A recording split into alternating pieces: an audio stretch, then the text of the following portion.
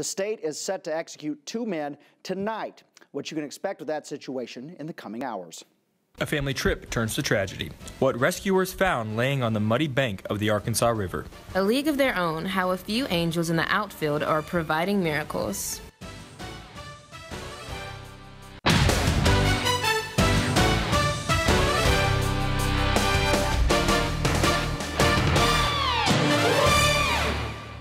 Do you expect that Jack Jones is going to see Tuesday morning? The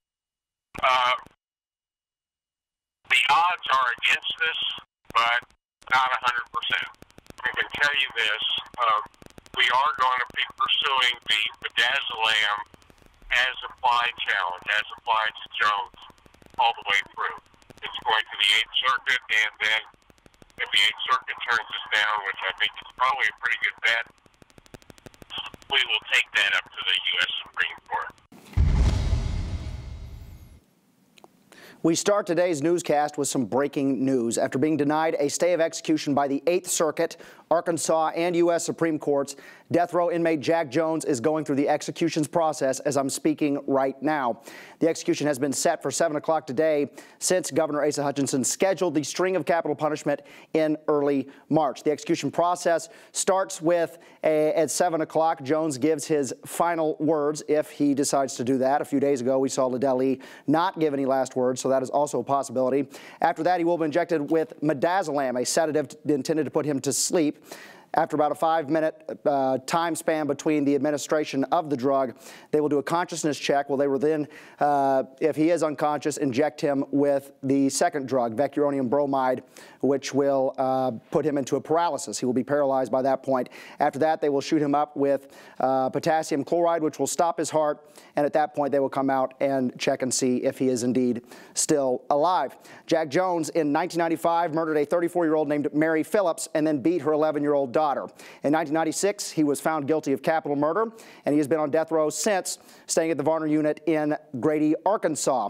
Jones is defended by a notable Little Rock lawyer named Jeff Rosenzweig, and he wrote up appeals centered around the use of midazolam, the sedative drug that I just mentioned earlier. He says Jones may have built up a tolerance to the drug by steadily taking heavy medication during his time on death row.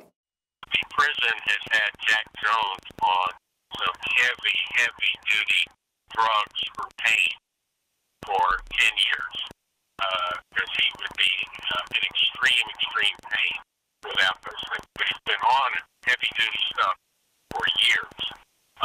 The doctor whom we presented is very concerned that the midazolam simply will not work because of the tolerance to such drugs that are built up in his system. Legal teams defending Jones and Marcel Williams have claimed that their weight could prevent the drugs from being administered correctly. Williams weighs 400 pounds while Jones weighs around the same. Rosenzweig says this could cause a botched execution. The testimony that we presented is that it's likely to occur either in the Williams case, the Jones case, or both. Both of them have severe medical problems. We've now learned what Jack Jones's last meal was. He requested fried chicken, potato logs with tartar sauce, 3 Butterfingers, a chocolate Butterfingers milkshake, and fruit punch.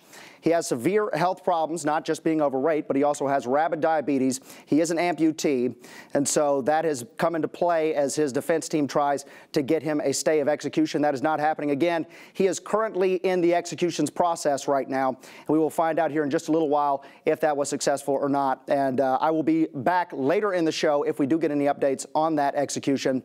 If not, tune back in at 8:45 to find out the latest on today's 2 executions, including Marcel Williams, who we'll hear about here in just a second. We're going to send it back to UATV's Chandler Carson and Destiny Washington to continue with today's newscast.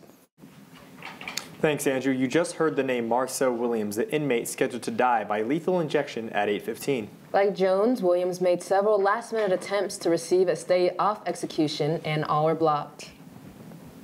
Rosenzweig says health officials in the Cummins unit won't be equipped to properly make sure Williams' execution goes smoothly by ADC standards. There's probably no one there who is going to have sufficient training to determine unconsciousness. In 1994, Williams robbed, raped, and suffocated a 22-year-old named Stacy Erickson. He was charged with capital murder and has since been on death row. Last Thursday, Lito Lee became the first person executed in Arkansas since 2005. After several stays off execution, Lee was administered the lethal drugs at 11:44. He was officially pronounced dead at 11:56. He had no last words and didn't exhibit any pain throughout the process. Trial started today for the 2015 murder of Springdale High School graduate. 17-year-old Rashad Brown begins his trial today for stabbing and killing 19-year-old Ced Oliver Jr. Brown murdered Oliver Jr. outside a party on Peachtree Drive in Fayetteville. Though Brown was a juvenile when the stabbing occurred, police are charging him as an adult. Authorities in Oklahoma say a 6-year-old boy pulled from the Arkansas River has died. The parents are still missing after the family's boat capsized over the weekend. His 4-year-old brother was found by firefighters about a mile down the river on an embankment. He has been released from the hospital and the search for his parents continue. All right, let's take a look at your weekly weather. I know last week we had a little bit of the crazy weather. We had the hot and then we had the cold and the rainy mixed in.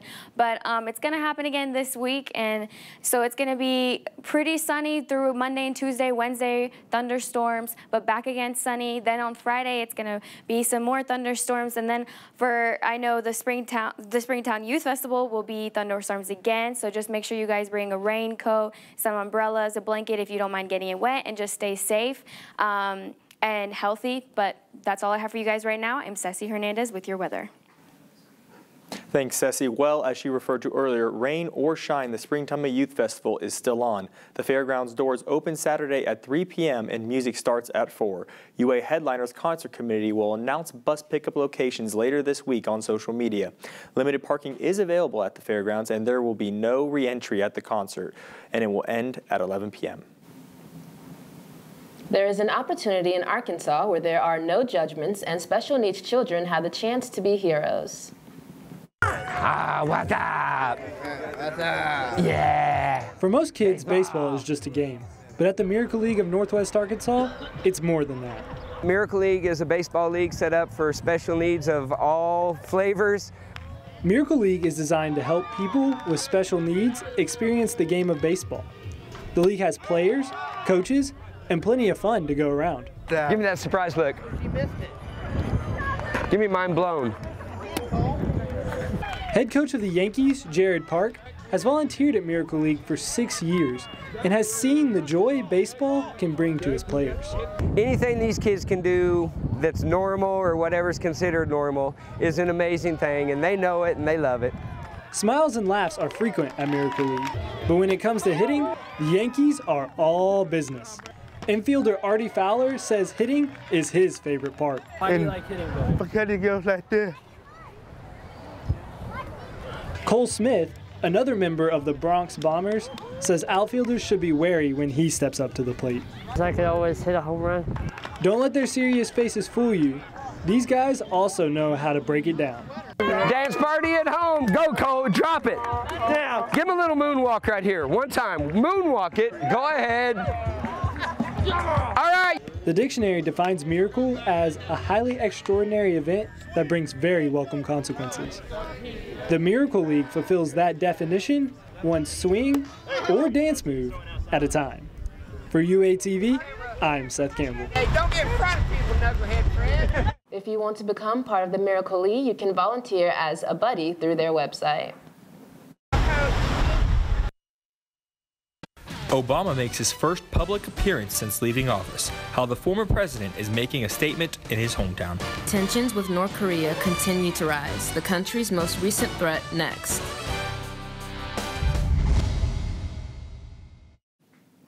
He's been laying low, but today former President Barack Obama makes his first public appearance since leaving office. He's scheduled to speak with students at the University of Chicago. It's his mission to encourage the next generation of leaders. 300 students from universities in the area were invited. President Donald Trump will hold a rally next weekend to mark his first 100 days in office. The White House announced it will be held in Harrisburg, Pennsylvania this Saturday. That's the same day as the annual White House Correspondents' Dinner. The president has decided not to attend this dinner. North Korea threatens to sink the U.S. aircraft carrier Carl Vinson. A North Korean newspaper says the communist nation can sink the vessel with a single strike. The paper also states North Korea has weapons to reach the continental U.S. Defense officials say the ship would be deployed off the Korean peninsula by the end of April. 2 men in leadership positions within Afghan military forces have resigned following an attack from the Taliban. Defense Minister Abdullah Habibi and his Army Chief of Staff turned in their resignation letters this morning. The decision came after an attack of Afghan forces by the Taliban Friday that killed over 100 military personnel. A political legend died today. Cato Byrne was the longtime Washington editor of the National Review and a panelist on the CNN news show Capitol Gang. O'Byrne was known as a strong-willed conservative who often got into intense arguments on and off the air. She died after a long battle with cancer. Coming down in New Orleans, statutes that honor the lost cause of the Confederacy. The process began with the removal of the Battle of Liberty Place statute. It honors members of the Crescent City White League, a group that fought racially integrated New Orleans police and state militia.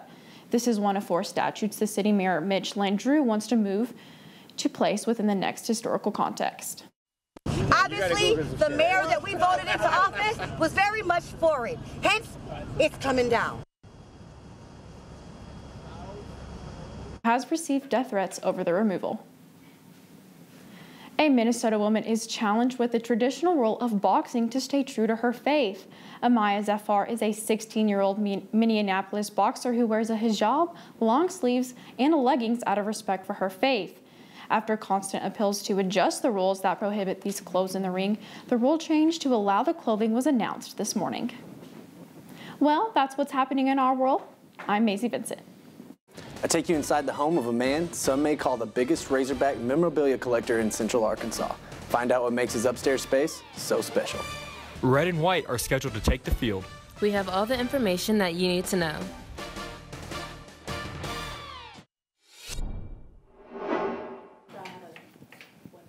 Welcome back to UATV. Let's go over the national weather. National weather right now, I know we've had a pretty crazy week, but right now we have the 24-hour temperature change up here. You can see some states are still dropping. We are experiencing that game, but up here in the next 24 hours, we will be dropping weather as well. But let's take a look at the next map. The next map will show you our wind chill and gusts. You can see here it's up to 30 to 40 miles per hour in some states, so it's getting pretty chilly up here in the next couple 24 hours. And the next map will show you our Doppler radar. Our Doppler radar will show you the rain that's coming from the west is coming to us. So you guys need to be ready for that and be prepared. The east part of the United States is also, they're getting through that, but I mean they will be expecting the rain that's coming. The rain that we will be experiencing the next 24 hours will be coming to them. The next map will show you the current conditions. The current conditions right now are pretty nice 70 weather, but they will be dropping. Like again, I said, we will be experiencing that bad in the next 24 hours. The chilly weather and the rainy, so just be prepared for that. And then our last map that I'm going to show you guys here is the heat index. The heat index, well, the Texas, Mexico, some parts of Arizona, they're experiencing that nice 80-degree weather, so hopefully up here in the next couple of weeks we'll be experiencing that weather too, so you guys can enjoy that nice summer heat. But that's all I have for you guys right now. I'm Ceci Hernandez with your weather. Sports can become addicting to fans who love their teams. Is there a limit to how far that can go? UATV's Shane White takes us there. Fayetteville is known as the home of Razorback sports, but one Sherwood man has turned his house into an Arkansas fan's paradise. What may look like an ordinary house to some is more of a sanctuary to superfan Gail Holmes. I call the Hog Museum. I think the official name I put on one time was Holmes Hog Museum. To some people it's just stuff. To me it's my stuff that I collected. It overwhelms people, and really to digest everything in here you'd probably have to stay an hour, hour and a half, 2 hours. Museums, we have a guest registry book and we ask people to sign that, and that would include you. Thank you.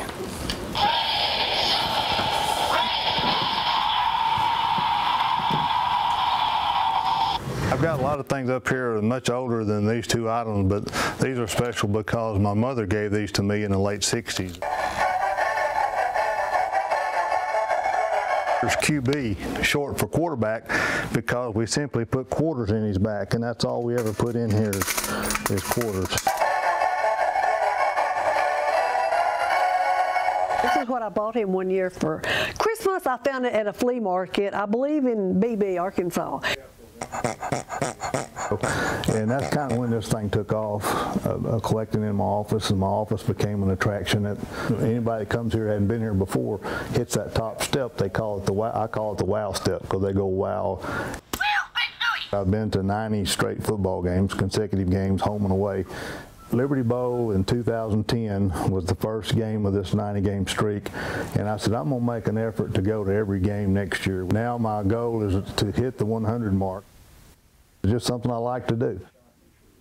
Of course, I'm not going to be here forever, and my grandson knows that someday it'll be his, and some people may call it an obsession. To me, it's a hobby. Whatever you decide to call it, one thing's for certain. His love for the Razorbacks is beyond impressive. We wish Gail the best of luck with his streak. For UATV, I'm Shane White. Thanks, Shane. Well, I know Holmes will definitely pick up the new yearbook when it counts out. Definitely. And speaking of Hog fans, the red and white game is right around the corner. UATV sports anchor Lauren Jackson is live in the studio with more. That's right. Arkansas's annual red and white spring game will be played at noon this Saturday, April 29th. Like all home Razorback games, it will be held inside Donald W. Reynolds Razorback Stadium. The spring game is free and open to the public for those who won't be in Fayetteville this weekend, but still want to see the Hogs play. The game will air live on SEC Network and will also be available on WatchESPN.com. The Razorbacks have been preparing for the red and white game since they began spring practice back in March. The Hogs went 7-6 last season, losing the Belk Bowl to Virginia Tech in devastating fashion. The disappointing season caused Coach Brett Bielema to shake up his defensive staff, with Paul Rhodes as defensive coordinator and John Scott Jr. and Chad Walker joining the Hogs. Rhodes will oversee a switch to a 3-4 defense in this coming season. It'll be crucial for Hog fans to see how this new defense plays out in the spring game. It's going to help them foresee how their season will go. I'll have more on sports later in the show. Back to the desk. The rest of the way was pretty good. 8-5 in a bowl win. Thanks, Lauren. When we come back, we're going to go back to Lauren for a look at all of the sports around UATV and the country. Welcome back to UATV Sports. I'm Lauren Jackson, and I've got a lot of good stuff coming your way. Let's get started. Well, a baseball blowout has caused the Hogs to drop down to the number 2 spot in the West. The number 14 Arkansas and number 10 Auburn went back and forth all day yesterday, but a 3-run 7th inning and a 2-run 8th for Auburn Tigers proved to be too much in the end, as the Arkansas 11-6 and took the series. Arkansas battled back from being down 4-1 after 2 innings to tie the game at 5-5 in the 4th, and then 6-6 in the 7th. However, Auburn's backs continued to have a hot weekend, and the Razorback bullpen was not able to hold them off. The Hogs still scored 6 runs on 12 hits in the game, and it was the first game of the series with 10 or more hits. Jake Aldridge, Chad Spangberg, and Grant Cook each turned in multi-hit games. Spangberger went 4 for 5 at the plate with 1 run scored and 2 RBIs. It's the second 4-hit game for Spangberger this season and the 5th game this year that a Razorback has recorded 4 or more hits in a single game. Moving off the diamond and onto the court, the Golden State Warriors may now not only be without star forward Kevin Durant for the Game 4, but without Coach Steve Kerr as well. Kerr said Sunday he won't be on the sideline until he can find a remedy for his painful symptoms he's experiencing. Guys, actually, I'm going to have to stop you. We have some breaking news about the executions, and we're going to send on over to Andrew Epperson for an update. We break into today's UATV Sportscast to inform you that Jack Jones has been pronounced dead. He was executed by the state of Arkansas today at 7 o'clock. We cannot give you any numbers as to how long this execution took today. The last execution the state had took 12 minutes. We don't have the exact numbers yet, but it did take longer than that, according to reports. We will come back at 8:45 tonight after Hog Call to give you the updates on both the Jack Jones execution as well as what takes place with the Marcel Williams execution. We will continue to bring you information throughout the night as well on social media. We do not know exactly what's going on with the execution chamber at this point, but what we do know is that Jack Jones's family was at the prison.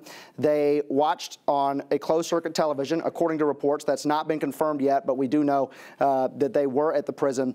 And again, we will be back at 8:45 with more information. We're going to send it back to Lauren during the sportscast so we can continue with what went on there. Thanks, Andrew. To kind of keep up with this, former Florida defensive tackle Caleb Brantley was charged Friday with misdemeanor battery after he allegedly struck a woman and knocked her unconscious during a dispute earlier this month. Brantley is said to be a potential first or second round pick in this weekend's draft. A woman told police that the 6'2", 300-pound Brantley made rude comments to her during an argument at a bar, and she then pushed him. Brantley allegedly responded by striking her in the face and knocking her unconscious. A female witness identified Brantley from a photo lineup as the man who threw the punch. 22-year-old Brantley is ranked as the number 4 defensive tackle in this year's class by the Scouts. That'll do it for sports today. Once again, I'm Lauren Jackson. Be sure to follow us on social media at UATV Sports to stay updated. Stay tuned tonight for Hog Call at 8. After the break, we'll have one last look at your weather.